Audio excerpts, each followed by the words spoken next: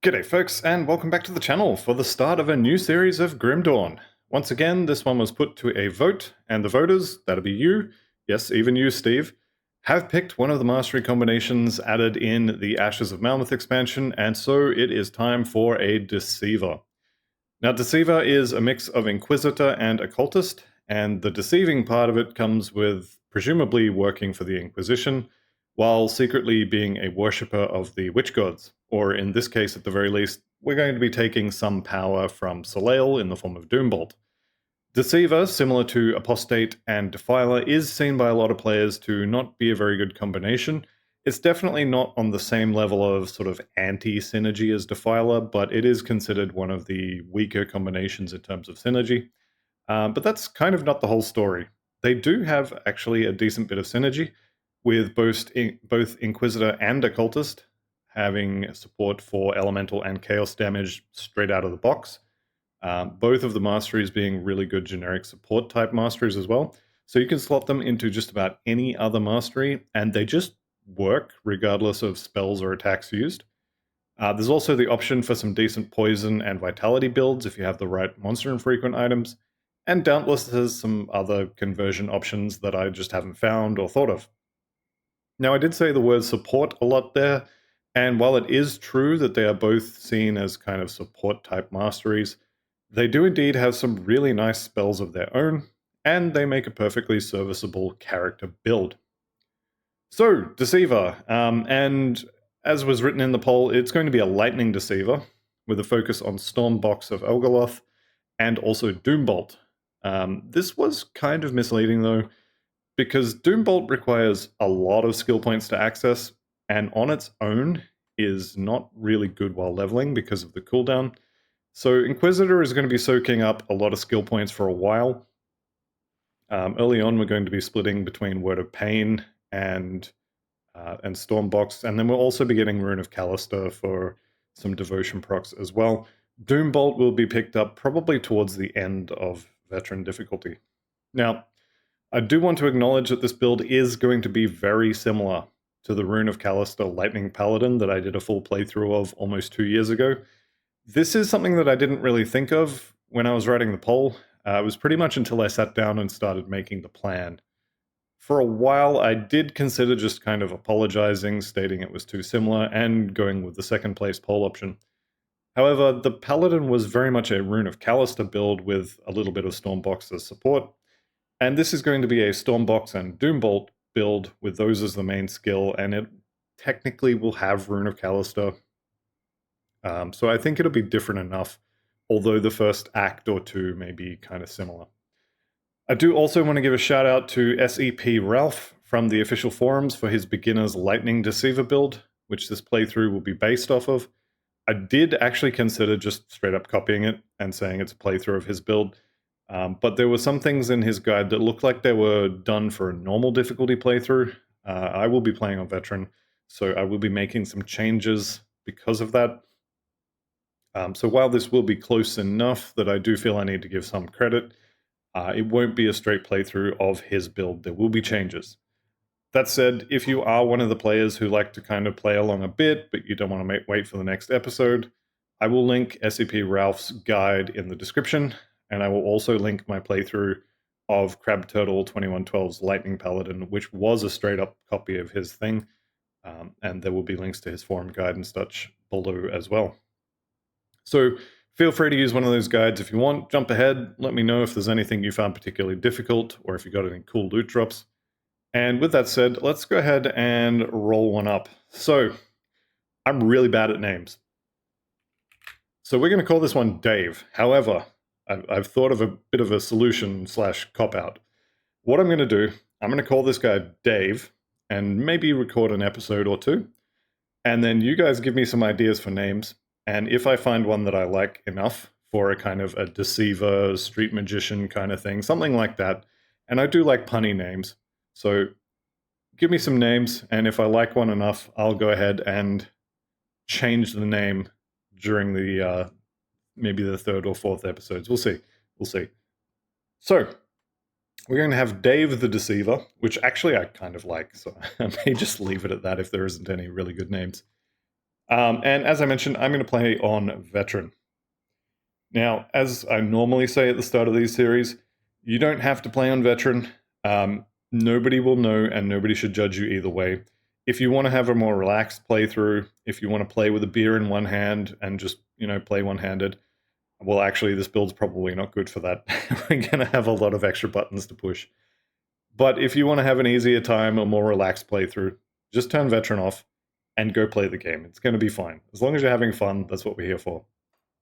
Same deal with Hardcore. If you have this box checked, death is permanent, as that little pop-up there says. So if you die, and you had this box checked when you started, you will get kicked back to the character selection screen here, and your character that was Hardcore and died will be a ghost, and you won't be able to enter the game with that character. So if you're not a fan of the extra thrill of permanent death, just turn that off. Again, no one will know and no one will care. Play along however you like, as long as you're having fun. Alright, so I'm going to be skipping all the cutscenes. Yes, all 2 of them. That was the first one skipped. You can watch those on your own time, or they're available on YouTube on other people's channels, I'm sure. Some other notes to sort of get in the way here. I do not spin the camera very much. I'm doing it here just to... Actually, you know what? You don't need to spin the camera to get that. If you just come stand here and click on the note, your character will run over and grab it. So you don't actually need to do that. Now I am going to go down here because, well, I was hoping for a magic item there. But basically I want to kill these guys without the town guards getting in the way, because they will steal my XP, and I want it. So do be careful of the rotting soldiers early on. They do hit hard. In fact, if see that white cloud? He's going to do a big, massive wind-up swing. And I'll let him connect with it, actually. It does really hurt. Go on, do the thing. Alright, I ran out of patience. I'm sure I'll get hit by one at some point. Alright. Let's go ahead and eat that. Let's toss this on the floor, and there's a few other setup things I like to do at the start here. Firstly, the map up here. If you click on this triangle, it gets bigger. Bigger is better. I like bigger. I'm also going to turn the white items off. You can leave this on. We do have some empty slots, actually quite a few empty slots. So if you prefer to fill those first, leave this on until it's full. I'm going to turn it off. I am also going to turn the magic items off, but not yet. This is going to be a end of Act 1 sort of time. I want the iron bits to do some crafting at the end of Act 1. There is a point somewhere between about when we kill Milton and the end of the act where it is kind of optimal to turn this off. I haven't found exactly when it is yet. I know that turning it off when you kill Milton may leave you short on iron bits at the end of Act 1. And I know that running it all the way to the end of Act 1 is way too much. So somewhere sort of in the middle of Act 1 is a good time to turn this off. I'm probably just going to leave it on until after Krieg, just so I know that I'm not going to run out of bits. So we are going to be doing a decent amount of crafting at the end of Act 1, and so we need bits for that. Okay, other things to mention at the start here. We don't need any of this stuff for this character. And we have got... What do we got here? At the top... Where's Q and E? Here we go. Energy and health potions, you will need those as long as they are somewhere that you are comfortable getting them. Comfortable hitting the buttons is fine. Interact and pickup. I think pickup is actually not bound by default. Definitely want to have this somewhere. Now, I don't know if you can see that the text in the options menu is quite small on my screen. But I have this bound to R, and I have interact on U. This is basically, you stand next to an item on the floor and you can press R instead of having to click on every single item you want to pick up. It will save your mouse button, your mouse finger, a lot of stress. So I use this all the time. I can't remember the last time I really clicked on an item deliberately. Sure, I have done it, but anyway. Pick up all the items with R, it's much easier. Evade I have on mouse 4, that's the back button if you're using a mouse that has a back and forwards button. Again, this one doesn't matter. It defaults to spacebar. Leave it on spacebar, it's fine. As long as you know where your evade is and you're happy to use it, that's good. And then the last one I want to mention is toggle hide all items here for the loot filter. This will turn off your ability to see most items on the floor. It won't hide everything, despite what it says, but it will hide most items, and that's kind of good enough. When we are fighting totem fights later on, we will definitely have a lot of loot all over the floor, and it can get a little hard to see if there's enough loot on the floor. Okay, I'm just going to power through these, and then we'll go over some beginning skills. So we are starting Inquisitor, and there are 2 skills you want to be focusing on early on. That is the Stormbox, which is better for single target, and is actually okay for AoE as well. And then there's Word of Pain. Now, Word of Pain is hot rubbish. It's absolutely awful for killing large, high health single targets. It's really, really bad for that. However, Stormbox is really good for single target, and Word of Pain is really good for AoE clear. Now, you can just max this out. Word of Pain is firing cold, and then if you get Word of Agony, it adds lightning, and then Death Sentence adds elemental, and so you just get tons of damage. Well, you get tons of damage for killing trash. For killing bosses, it's not very good though. So I'm actually going to split it. We're going to do both, and I am actually going to have a decent little bit of a focus on Stormbox. I probably only put a couple of points into Word of Pain.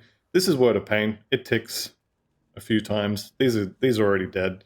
The only downside, of course, being that the radius on it is quite small at low levels. Pretty sure this just kills these guys outright with one cast. Let's see. Yes, okay. So the other downside, of course, being, okay, I've put Word of Pain on them, and now I kind of have to wait for them to die. Because if I run off, if I run away, I'm going to be out of range for XP. Any items they may or may not drop, I'm not going to see, because too far away, they're not on the screen anymore. So we can do more, we can do better. We can throw the Stormbox on them. They die much faster that way. Alright, next thing to do, I'm going to do something like that.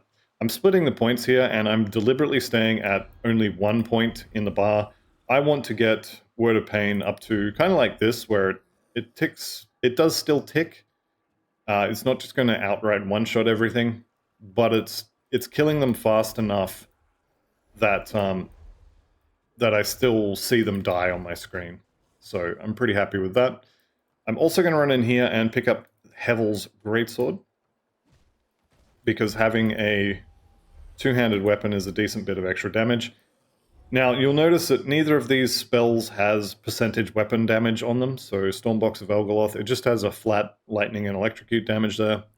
And then Word of Pain, flat fire, flat cold, there is no weapon damage percentage, so having a two-handed weapon actually doesn't increase my damage, it's just a stat stick.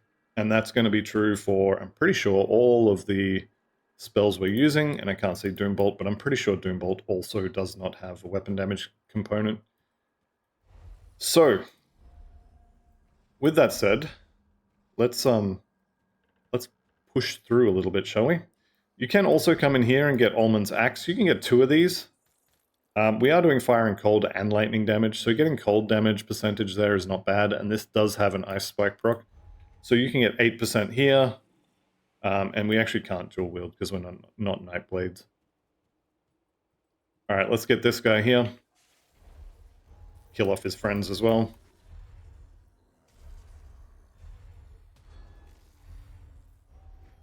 So 1 cast of Word of Pain, 1 cast of Stormbox. That was actually enough to kill him. It was just a case of we had to run around a little bit. Okay, we have some lore notes over here, which are definitely worth getting. And then the bridge is not on fire, which is always good. Does this AoE yet? Yes, it does. Beautiful. The downside, of course, of the Stormbox AoE is that if the person you put it on, or if the enemy you put it on dies, everybody else stops taking damage. Okay, level 4, we've got 3 more points, and I'm going to start putting 1 point per level into the bar, and I'm going to start putting more points in Stormbox. So level 5 is usually where I fight Kaizog. Now, if you're playing along and you're playing on normal, then don't stress about it.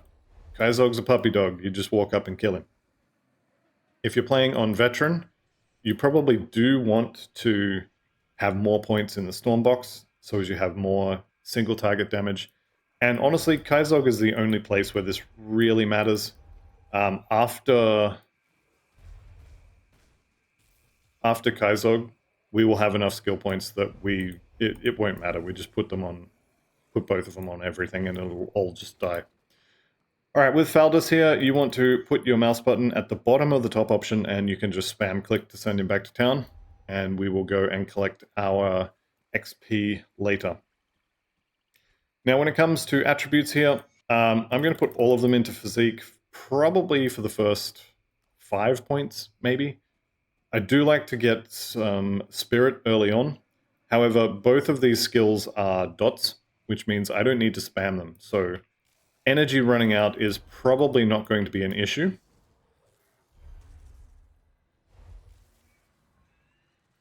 So we won't need huge amounts of spirit.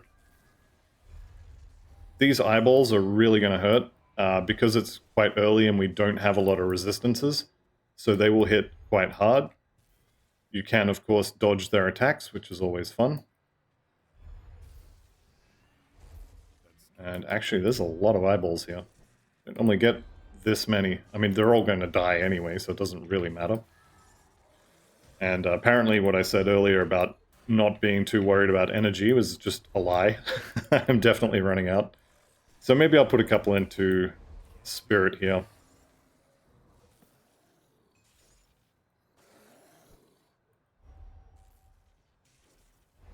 Okay, they're all dead. While they're busy dying, let's go grab this hidden chester on the back here. You're probably not going to find anything good in here, but, you know, maybe. A little bit of extra armor. I don't do aether damage, so that's fine. I'll swap those over. And nothing else here really matters. Alright, so this is Kaizog's house. He lives here. He's going to die here as well. Let's go ahead and kill all these. Now, I'm actually a decent bit in front of where I would normally be on a character, which tells me I've killed more than I normally do, which is fine. Nothing wrong with that. And like I said, I'm going to start putting at least 1 point per level into the bar, and I want more in the storm box so as I can kill Kaizog a little easier. So let's go get him. Now for Kaizog himself, he's in this cave here, and the first thing we want to do is actually not fight Kaizog. We want to kill off his friends, specifically the soldier that's going to be there. So if you see a big white cloud running at you, that's the soldier. It's going to be this guy here. So our first storm box goes on the soldier, second one goes on Kaizog, and then the mission now is just keep all the rest of this stuff under control. The green guys will throw aether grenades at you, Kaizog himself will throw aether grenades at you, and we can just pretty much kite at this point. You can also just go and hit him. Preferably not while standing in the aether grenades. And he should go down pretty quickly. So there we go. Kaizog's skull there. This is going to give you fire and aether damage. Now, we do actually do a little bit of fire damage. Not much, but some. So I'm going to put this on. I'm going to put this on. The other good thing about having 2 items here is you can put on, for example, a chilled steel and a cracked lodestone, for example. And you can get some cold bonuses, and you can also get some lightning bonuses, or fire if you wanted to do Searing Ember. I believe the optimal way of doing this actually is just 2 cracked lodestones, because our biggest source of damage is going to be the storm box. But again, it doesn't really matter. And each of those 3 does get you a different additional spell you can cast. So I could be casting Ice Spike, I could be casting Lightning Nova. Here we go. We'll just zap these guys. There's the Ice Spike. None of them are particularly amazing, but they are all perfectly functional. Alright, got a book here. What do we got? Energy Regen, Offensive Ability. I think I had that before. Yeah, that's fine.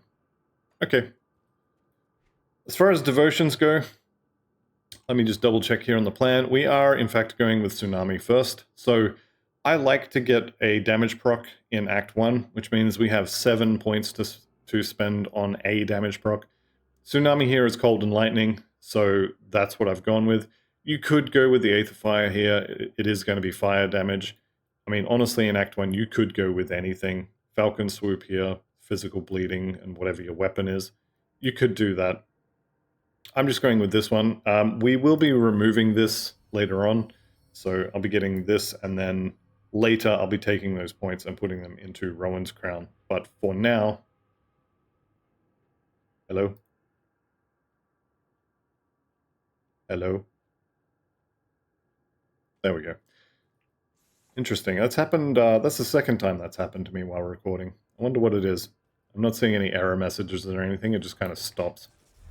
Yeah, so later on I'll be putting those points into Rowan's Crown, but for now, we'll be getting that proc in Act 1, which is good to have.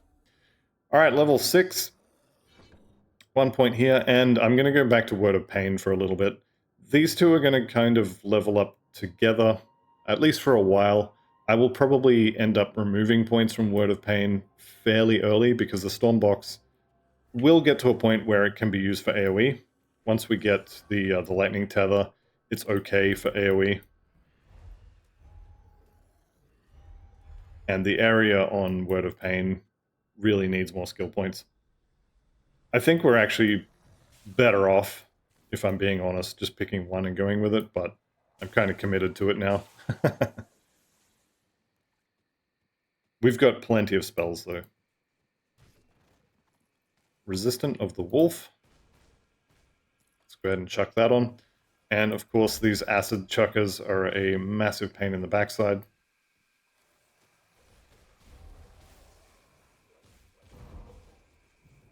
Nice little bump in XP there. Alright, so old mate here, Pharos the Rotted, is going to chase me for a bit, and that's fine, I can just run him around. I don't want to be near him, especially not when he dies. So I'm just going to keep refreshing this, and he'll die all by himself. Here he comes. Boom, dead. So this little green circle here, this is an Aether Circle. I don't know what the actual proper name for it is. You definitely don't want to be standing in it. Let me have a look at the belt here. That's kind of fine, and I do want to swap this in. A little bit of regen and some lightning resistance, to me, is much more important than Assault Bag, which gives me less damage from ethereals, which is not nothing, but it's not as important. Okay, let's move deeper into the swamp here. And it's time to talk about the Slith.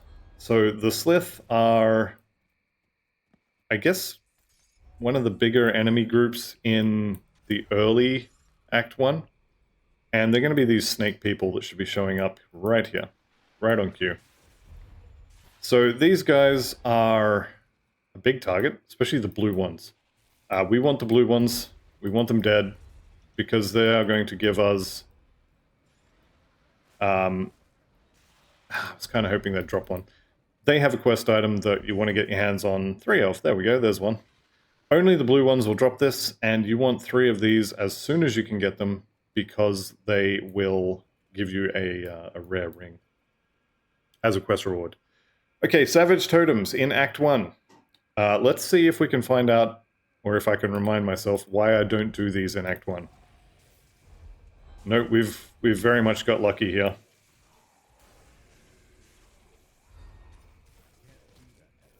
Alright, so normally I say don't do... hang on, maybe I am going to die here.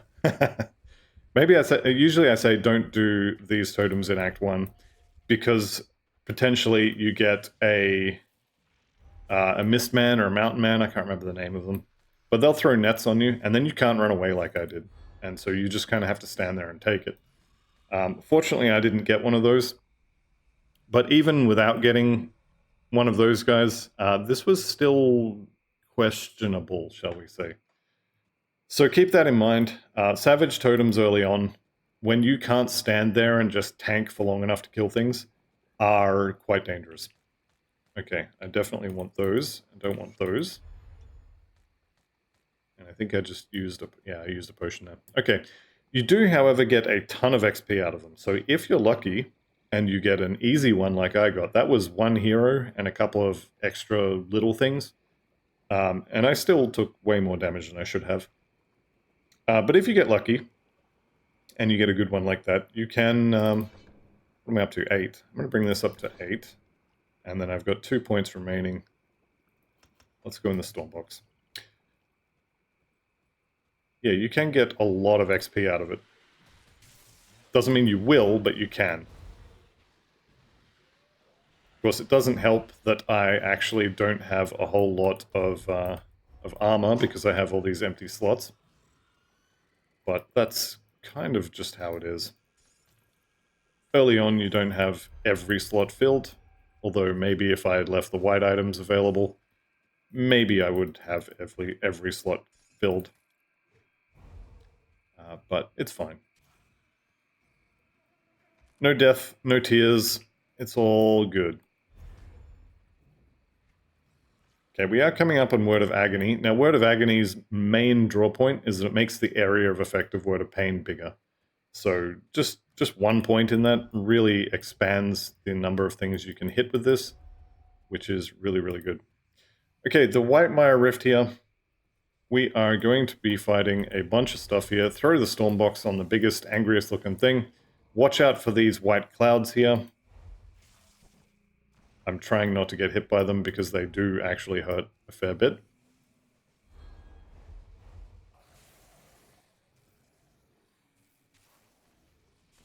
Alright, they went down pretty easily, actually. Pretty happy about that. So again, we've got a white cloud here. He's died. Love to see it. And everybody's dead. The ones that are on fire, they will explode when they die, so don't stand in the middle of a whole bunch of them and kill them all at the same time. Let's bring Spirit up to 5. I generally bring Spirit up to 5 on every character anyway, so just getting it now seems like a good idea. I'm also prioritizing armor at this point in the game. By the time we get to the end of Act 1, I will be prioritizing resistances and armor, if that makes sense. So I want to get as much armor as I can get whilst also keeping my resistances as not necessarily maxed out. Like, you don't need Chaos and Aether resistances in Act 1. You can get away with not having any, and you'll be fine. But you definitely do need as many resistances as you can get while also having good armor. So I realize that doesn't help a lot of the time. Just get as much of everything as you can. That's pretty much it. Okay, Slith Necklace number 2. Good to see it. There we go. So what are we up to now? It is 2, right? Yeah, 2. Once I get 3 of those, I'll go get a really nice ring. Until then, however, we have some ethereals to take care of here. And Julius the Decayed here, he doesn't really care about lightning. Most of that lightning on him is actually his. So we just kind of have to kite him for a little bit. You can try and stay in melee range, but he has a lightning aura around him that just burns everything with lightning damage. So you probably don't want to just stand next to him if you can avoid it. He will also, at some point, decide I've ran away and stop chasing me. Any minute now. He doesn't normally run past this little gap here. I'd be interested to see how far he goes. Oh well, he didn't break. That's fine. There's some boots.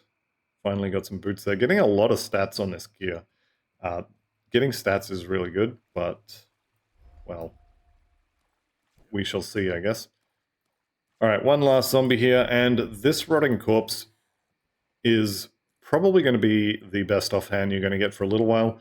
We will get access to a better lightning one later on, but until then, Carver's Conjuring Bone, regardless of what affixes it rolls with, is going to be pretty good. So I'm going to put that on there. I'm going to chuck on a lightning component. And I probably should have put lightning on this one as well, but I didn't. I'll find a lightning weapon at some point, and we'll just roll with that. Okay, is Milton home? Milton is not home, so we'll have to take these zombies out. Milton is another one of the big zombies. He has a quest all of his own, and he will get us a nice amulet if you don't already have a better one, which you may. He also could potentially be in this house. Yep, he is in this house, so that's going to be fun. This little doggy here, he's on our side. That is coming from the Carver's Conjuring Bone. Now, Milton here, he doesn't actually hit very hard, and he doesn't have an aura that damages you like a lot of the others. A lot? No, the first one doesn't have one, but the lightning zombie and the fire zombie both have an aura around them that will damage you if you stand near them. Milton doesn't, so we can just get in his face and blow him up. And I'm just going to keep refreshing these. He does regenerate a fair bit. He has the soldier's skill that heals him and gives him a bunch of... Is it though? Gives him a bunch of regeneration. I will have to come back for this. Milton's cask here, this is the best helmet in Act 1. I'm pretty sure I say this every single time I get to it, but that is by far, not even close, the best helmet in Act 1, so don't leave it on the floor. Alright, let's go ahead and get rid of all of this stuff. And let's also talk about what it is that I'm looking for in an amulet or a ring. Because what we can do is we can just type in health regeneration here, or TH space RE, and we can have a look at some of this stuff. So I'm looking for stuff like this, of mending. Now, ideally, I want a gold band of mending, because the gold band comes with up to, I think up to 7, but something like 5, 6-ish health regen, and then you get of mending and add another 15, 20, something like that. So you can get a lot of health regeneration on these jewelry, amulet, both rings, belt, and later on medals. You can get a lot of regen on those. What do we got here? Subjugators of mending. This is pretty much the same as what I'm wearing now, just a different useless prefix. And then wanderers of mending. I've definitely seen that somewhere before. So I am looking for those sorts of things. Also, I'm looking for lightning, if I spelled it right. Yep, I did. A lightning damage weapon. Preferably not a two-hander. I want a one-hander. And 1 to 4 lightning damage is bad. We don't use weapon damage, so 1 to 4 lightning damage does not get applied to our spells. We only want percentages. Now, I could get a gun, something like this. So of thunder would be good. But I think I'll leave it for now. Okay, we've got some quests to turn in here. Get some free XP. And I am tempted to take these points out, but I think I'll leave it for now. Okay. Old mate here lost his apprentice, and he did just give us a skill point, which is good.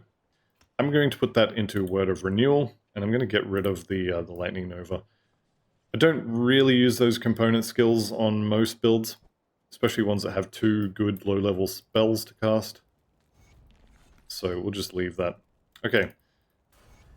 This is for killing Milton, and she's going to give me the Sister's Amulet of Life-Giving. That is a bunch of health, a bunch of regeneration, and some resistances. This is a good early amulet. So I am definitely going to use that. I am definitely going to sell my old one. And what we can do, I'm not going to do this, but what we can do is just go for Occultist here, and just put a couple of points in here. Actually, we would do 1 here and go up and get Vulnerability. Curse of Frailty and Vulnerability are probably the best low-level spell, I guess, to get on most characters. I did a bit of a thought experiment post on Reddit a couple of years ago now. Basically said, if they ever added in the ability to have a 3rd mastery and not actually give you any more points or anything, just you can pick a 3rd one, would there ever be any 3rd mastery that wasn't Curse of Frailty Occultist? and I just can't see any other mastery being as good as. I mean, this is what, 10 points, 11, and then I think this goes up to 12. Is that right? So like 25 points or something for massive resistance to shred, and also slows them down, and also reduces their defensive ability. This is really, really good. Not going to take that just yet, though. I do want 1 point in deadly aim. This is 8th conversion. We don't want that. I definitely want to get lightning tether. Maybe do something like that. That's probably fine. So deadly aim here. You have to crit to trigger this. So if you can't crit, like if we go over here and put the mouse over the offensive ability, my last thing that I attacked was Milton. My crit chance against him is 3%. Now, he was a boss, quote unquote, so he's got more defensive ability than your average enemy. So against normal monsters, I will have a much higher crit chance.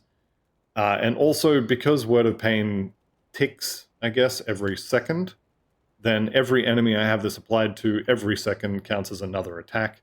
And so I can pretty quickly stack up attacks and have a pretty high chance of critting one of them. So yes, you can crit at the moment. You will have to keep an eye on your offensive ability, and it's entirely possible that at some point, +4 to Hellhound. Jeez. I really do have to, I guess it's a gun. I was thinking it was a metal. I have to play a pet build at some point. I haven't done one for quite a while. So we're going to see my crit chance on all of those. I didn't get a crit, but 3%. I see, because I meleeed Milton. Yeah, that makes sense. All right, let's go hit something. Very soon now I'm going to actually change the left click to just move. But for now, it's fine. And since I'm here, I guess we can go in here and pick up the Isaac stash. I don't think I have a shoulder piece yet. Nope. Let's do Isaac stash. Alright, so everybody's nice and dotted up. Strange key means that there is no longer any reason to keep Doreni alive. So I'll probably end up killing him at some point.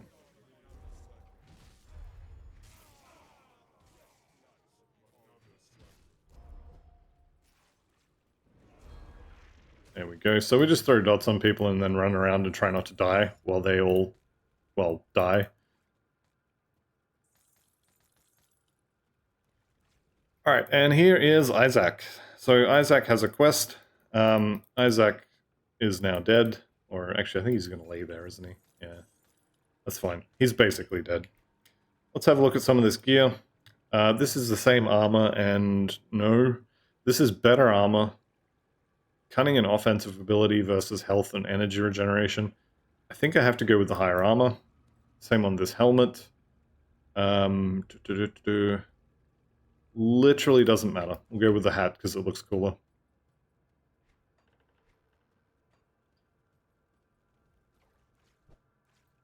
Alright, so we picked up the quest here. Find Isaac's hidden stash. Let's go get it. On the way, though, I do have another zombie to kill, so we'll go down this way.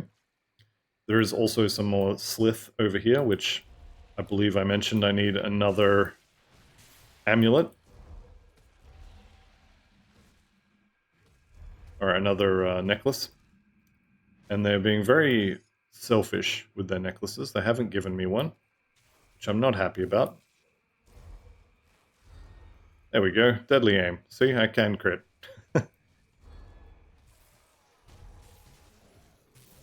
Getting a larger AoE on Word of Pain is really, really good. This guy is absolutely booking it. I think he basically blitzed me. Anyone want to come out of the ground here? Alright, since he's turned his fire aura off, we can go kill him. Also, it does help if you actually keep your buffs active. Alright, he's dead. He just doesn't know it yet. There he goes. And quest complete.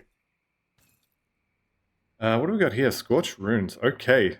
This is a Chaos Damage dagger, but we don't hit things very often, so that doesn't really matter. That 25% elemental damage gets applied to all three of the elements, so that's good for us. And then the burn, frostburn, and electrocute is elemental damage over time damage, so that's really good. Yes, I will have that. And I will put a lightning damage boost on it. Now, we definitely are kind of a Word of Pain build at the moment. But towards the end of the act, I think I'm going to take everything out of Word of Pain and put it into Stormbox and Lightning Tether.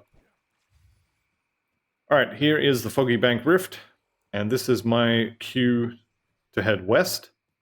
There's a couple things out west here that I want to get. I kind of don't want to see that hero there. Is that Lorcan? It is Lorcan. I didn't really want to see him. But I guess I don't have a choice now. There's my necklace, which I am going to pick up.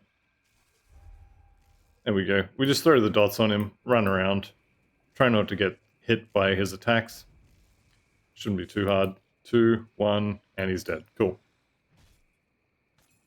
Demonic Warsword of the Void. This is a really good low-level sword. If it did chaos damage as a base weapon, I would probably keep this for an alt. Not that I really do alts, but if I did, I would definitely hang on to that. That's a really nice sword. That Searing of Wildfire also... Actually, I'm going to go grab that. That might be an improvement. Nope, I take it back. It's not. I'm going to grab it anyway, but it is definitely not an upgrade. Also, I've got my 3 Slith necklaces. So after I've done this little cave and got Isaac's stash, assuming I don't forget about it because I'm too busy waffling, I'm going to go and turn that quest in, get a nice ring. I don't already have rings? When did I pick up rings? Anyway, I have rings already, turns out. That's fine. Alright, so Desecrated Shrine here. We want to hit this because of devotion points being a very, very powerful upgrade. I do want to grab the necklaces, even though I already have enough, because you can keep those in the bank, and then... oh, now I have shoulders. You can keep the extras in the bank and then use them in Ultimate or Elite. Okay, what are we doing now? Probably one in there. And I think I'm going to beeline for Lightning Tether now. I don't think I need more damage for trash, so we'll just leave that. And starting on Tsunami, we're getting cold and lightning stuff here, some spirit, some physique, lightning damage, cold damage, and then the Tsunami is like a wave kind of proc. You don't see this very often, mostly because it's actually not all that great. But it'll do for early on. Just want a proc for Act 1. And then by the time we get to anything worth talking about in Act 2, we'll have the Widow, and then we'll be going for the Rowan's Crown after that. So we'll have 2 really nice damage procs. But just for Act 1, there isn't enough devotion points to get to the Widow or to get to the Rowan's Crown. So we'll just do it this way. We'll have a temporary devotion point. You could also go for generic stats as well, but I'm going to do it this way. Alright, so let's grab these guys, throw some dots on them, and here is Isaac's stash. That's... okay, some pretty good stuff in this. You're just really bad at stacking your inventory.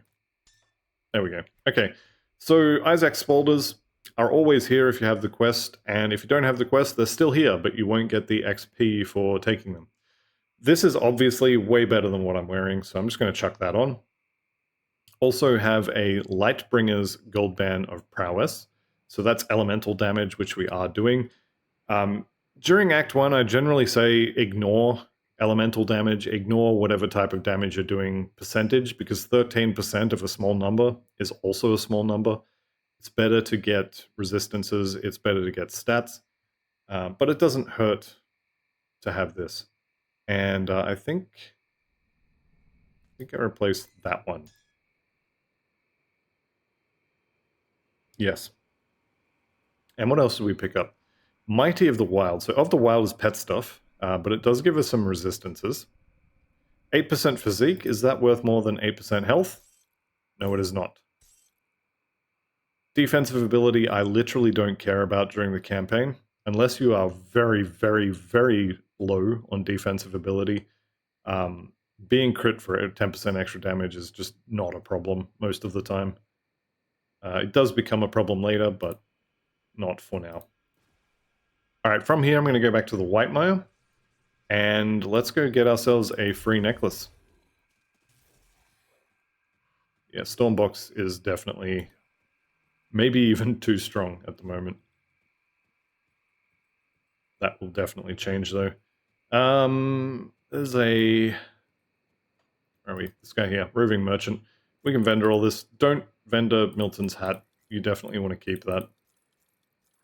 The rest of everything, though, you can get rid of. What do we got here? Mystic of Serenity. +2 to Word of Pain is kind of good. Time Warp as a proc is... it's not great. It's okay, but it's not great. 40% slow. Yeah, but it doesn't do any damage, so no, I'm not going to use that one.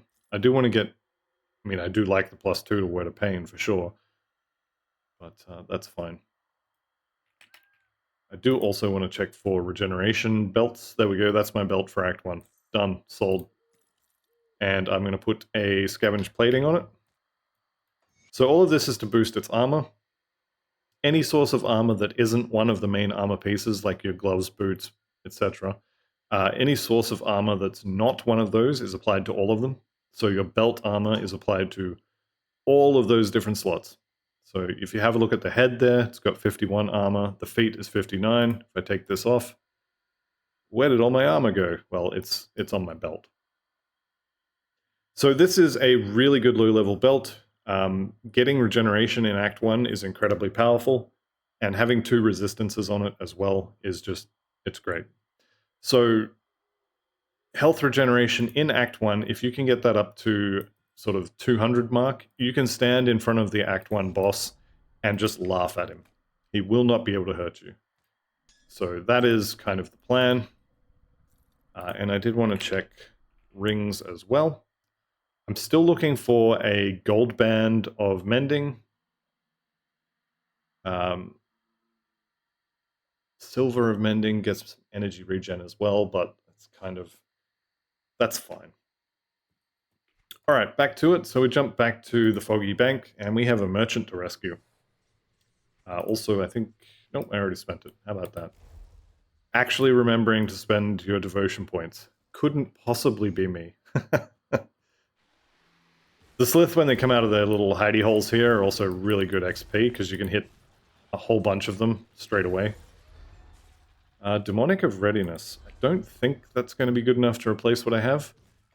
20 offensive ability is pretty good, though. That's fine. Alright, so I'm looking for the merchant. Now, the first place I'm going to check, I can already tell he isn't here, but down here on this little island, you could find your merchant. And we do want to rescue him because he will be our permanent Act 1 merchant. So we want to get him in the town, otherwise we won't have a merchant in Act 1. Actually, I don't know. Is he similar to like the old Deckard Cain thing, where if you don't rescue him by a certain point, someone else counts as having rescued him, and now you have to pay every time you use his services? I wonder.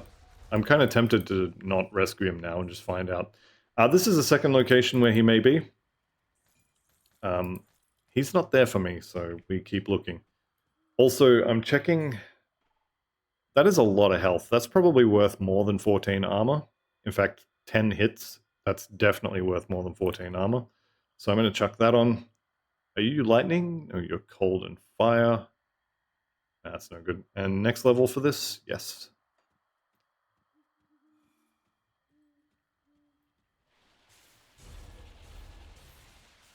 Alright, so we're going to do a little bit of running around in circles here. That's fine. Igrix the Rhymeheart, he'll just chase us for a bit. Let's refresh those dots and keep going.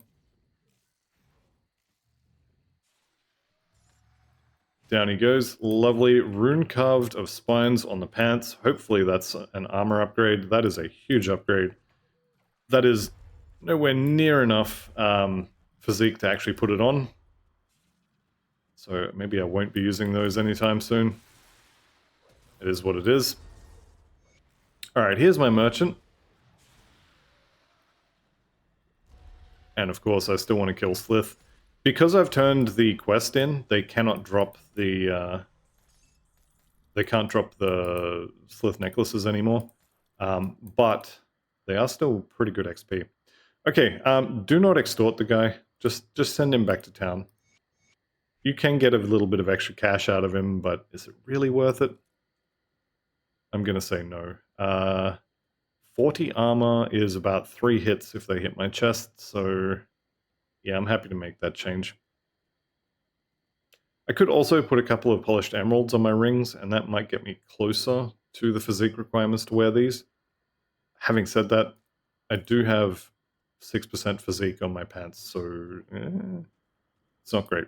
Alright, that is the entire reason to be in this area. There is also a quest in, I think, between these two sections for the rovers, but I almost always skip that quest. You can do it if you want to. There are minor benefits to doing it, but I think I'm going to leave it. Okay, into the cave here. You can repair this bridge, but it's expensive, and it means you're not going to go into the flooded passage here, which means you're not going to get one of the Act 1 devotion shrines. So, realistically, there's only downsides.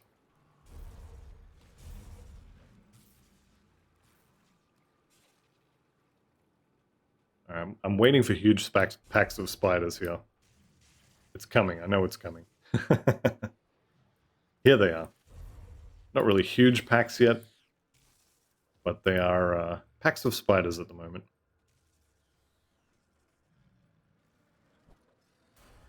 Alright, there's level 12, which means new hat. We can get some more physique. And we've got 3 more skill points. There we go. So what I can do at this point, and I'm not going to do it, but I could go ahead and take these 9 points out of here and put them into lightning tether. This would basically allow us to tether a whole bunch of these guys together, and anyone walking through that tether would take a lot of damage. So I'm going to keep Word of Pain for a little bit. The lightning box does do a decent amount of damage, but it's better to have 2 sources of damage in my opinion. I could be wrong though. If anyone's trying it, let me know how it goes. Probably should have put another couple of points in Word of Agony as well. Just get some more area of effect for it.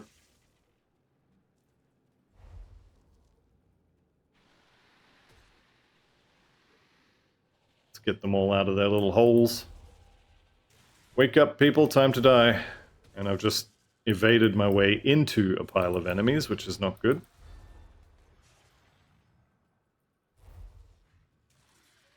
Alright, so we've got the 3rd devotion shrine right here, which I'm going to go ahead and do. Do I have points to spend? I do not. Here we go. Start. You get one of those. You guys get Word of Pains. Here you go, have another one. And so we basically just fight this. Shouldn't be too hard. Keep an eye out on the soldiers because they will charge you. Mage Storm of Vitality is not horrible, but it's also not very good. Another devotion point right here for some spirit and defensive ability. Wouldn't mind some more physique right about now, actually. And it is time to fight kind of a boss. So depending on which way you choose to go, this may or may not be your first encounter with the Sunder mechanic. Maybe your second encounter. Let's go ahead and fight him. The one thing you definitely want to do with this guy is you want to get into melee range and you want to stay there. If you run away, he will throw rocks at you. And the rocks he throws at you really, really hurt. So at some point, he's going to do an attack where he basically has this really big orange thing above his head.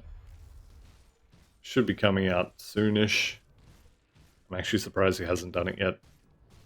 I'm going to let it hit me. There it is. So I'm sundered now. You can see all this red stuff around the edge of the screen. You heard the big noise. And I have the sunder icon. I'm taking 30% more damage. Now, later on, this is going to be more of an issue.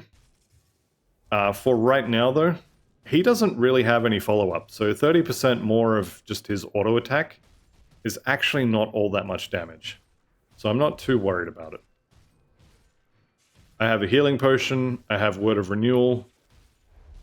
I'm happy to just heal through whatever it is he thinks he's going to do.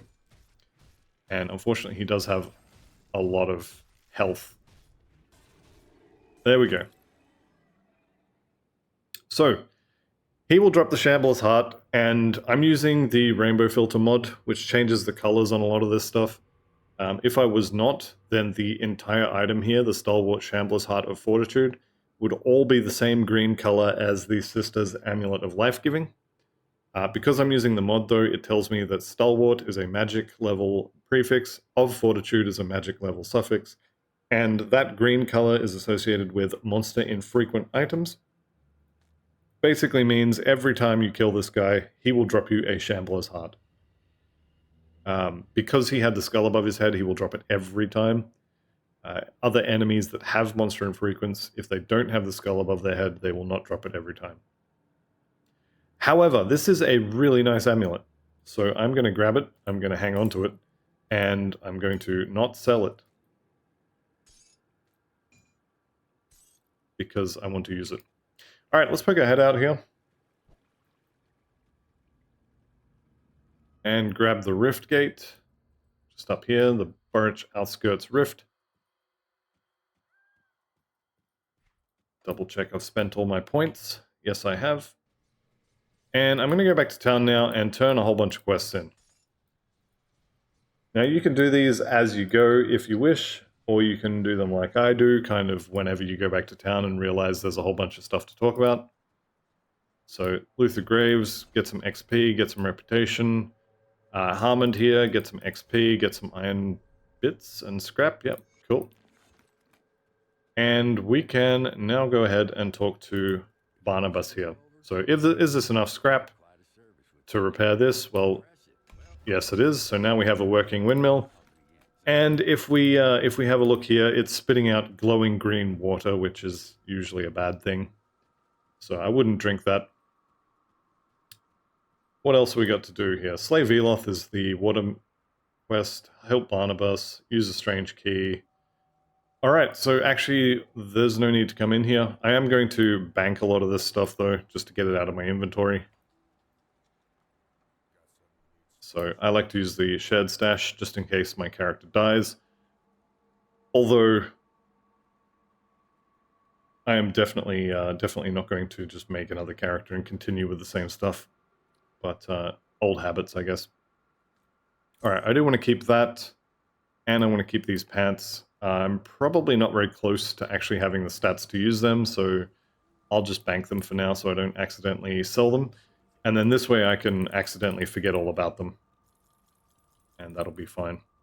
Alright, that is going to be the end of Act 1. Or the end of Episode 1, I should say. So I'm going to end the episode here. And when we come back, we will finish Act 1 in Episode 2. However, for now, I'd like to thank you all very much for watching. I'll see you in the next one. And goodbye for now.